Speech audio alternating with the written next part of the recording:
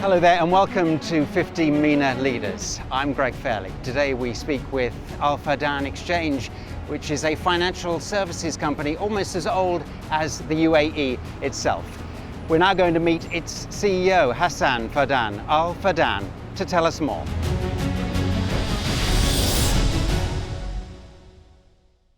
Well, I'm here with Hasan Fardan Al Fardan. Great to be with you and great to meet you. Thank you, pleasure's all mine, and it's good to be here. Can you tell us a little bit about the history of Al Fardan Exchange? Sure. The Al Fardan Group was set up by my grandfather in 1954, and the family business at that point centered around jewelry and the natural pearl trade. Now, obviously, the pearl trading being, I would say, a vital sector of the economy during those days, and there was a lot of trade that happened in multiple currencies within Dubai and within the Emirates.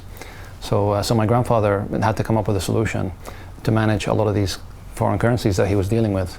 So he set up Al Fardan Exchange, really to support the core business of the family, which was the jewelry business. So what started off as a side business, 50 years later ends up being the largest business line of the family, and we're one of the largest exchange houses in the region. How do you think the mission and the vision has changed over the years? When the business started, it was largely very much focused on the trading of currencies, and it's evolved into being more centered around remittances. And I'd say as an industry, we are very much focused on promoting financial inclusion. So the business that we do helps send money to millions of people around the world that actually need that money to meet basic needs, basic day-to-day needs. How has the actual way of transferring remittances changed? Because technology must now play a very large part. It does play a significant part, and we were one of the organizations that invested significantly within our own digital transformation. So when I think about what happened during the pandemic, and because we were one of the organizations that were very well, I would say, set up, for digital remittances, our remittances grew by around 9x during the pandemic within our digital products. Equally, the brick and mortar space tends to be quite significant, and we still do about 90% of our business within the brick and mortar space. Now, my view is that as the economy evolves and as the customer preferences and tastes evolves, we will continue to see more and more digital adoption within the remittance space. So you don't see an end to bricks and mortar exchanges? They'll remain, but they'll work alongside digital. I think the only way forward, really, for growth within the remittance and payment space in the region is for one to implement an omni-channel strategy. So really blending, your physical brick and mortar network with digital products. And alhamdulillah, we've implemented that strategy very successfully, and we're continuing to see growth during the pandemic and also in the current environment that we see.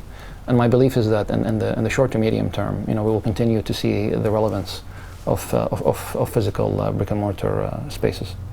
So uniquely, you saw growth during the pandemic. So that actually meant you didn't have to, like many other companies, lay off staff and realign your business. We didn't have to furlough or lay off any staff during the pandemic. On the contrary, we actually hired during the pandemic, and we continue to expand our business during the pandemic. So we're very fortunate and very blessed, to be in that position. Where do you think innovation is coming from in the next few years in your business? Within our industry, it's very much tied towards the Fintech space. Now we've entered into a few exciting partnerships over the last 18 months within the Fintech space. One of the services that we offer as Al Fardan Exchange is that we do what's called remittance as a service and payments as a service.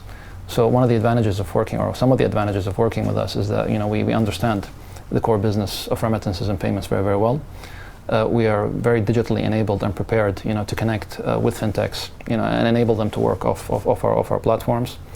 And we're also, a trusted and highly regulated business, within the UAE economy. So there are, some excellent advantages to work with a company like us. Where do you see direct growth coming from with your alignment with fintech? So. It's really centered around the target customers that we're trying to engage with, particularly when I look at the Gen Z and Gen Y customer base. we're trying to ensure that we are delivering products that deliver, a kind of user interface and user experience that is attractive to these customers. And this is a customer that is tech savvy, that is dynamic, and actually, wants a product that can help match sort of their expectations. Now, Hasan, you are the chairman of the Fintech subcommittee. What do you discuss, and how often do you meet, and how important is that for the sector? So I head the Fintech subcommittee of the Foreign Exchange and Remittance Group, the FERG, and really we set up this subcommittee, to engage with the regulators, to help us and to engage with them to understand really what are the areas that we need to address for us to be able to meet and achieve the digital ambitions obviously set out by the UAE government and our target customers. So one of the priorities that we looked at very recently was the digital onboarding, and that's in order for us to be able to deliver a seamless customer experience. You have to look at the entire customer journey from end to end, starting from the digital onboarding to making sure that the back-end processing is happening as smoothly, as efficiently as possible, to obviously the interaction post transaction. So during those conversations, the UAE government launched the UAE Pass digital onboarding, digital KYC, which obviously helped us considerably address the particular issue. How important do you think the compliance measures are coming from the UAE Central Bank at the moment? I think they're very important, and I really see it as a natural progression of the existing regulations. Now, the UAE government, I think, and the central bank have done a tremendous job in supporting the sector and driving customers to follow the correct channels and work with regulated companies. So I'm very supportive, obviously, of these initiatives, and I believe it will ensure that only sustainable and highly compliant businesses will continue to operate in this industry. What about cash itself? Is cash still king, so to speak, out in the market? It's still very relevant for the industry, and the majority of business still happens within the cash base. And now we're seeing a lot more adoption and a lot more transition into digital, and I believe that rate will accelerate in the coming years. But I still believe that cash will continue to be relevant for quite some time. Where do you see the future of the exchange business? It's evolving so rapidly. In 10 years' time, 5 or 10 years' time, where do you see it? I believe that there will be a massive migration towards digital, and digital is definitely the way forward. Now we're seeing obviously a significant reduction in the transactional use of cash. So having digital payment solutions is going to be very important. We're in the process of building our own digital wallet, and that is there to support our existing core offerings. So the future is definitely digital. But having said that, I still see a place for brick and mortar.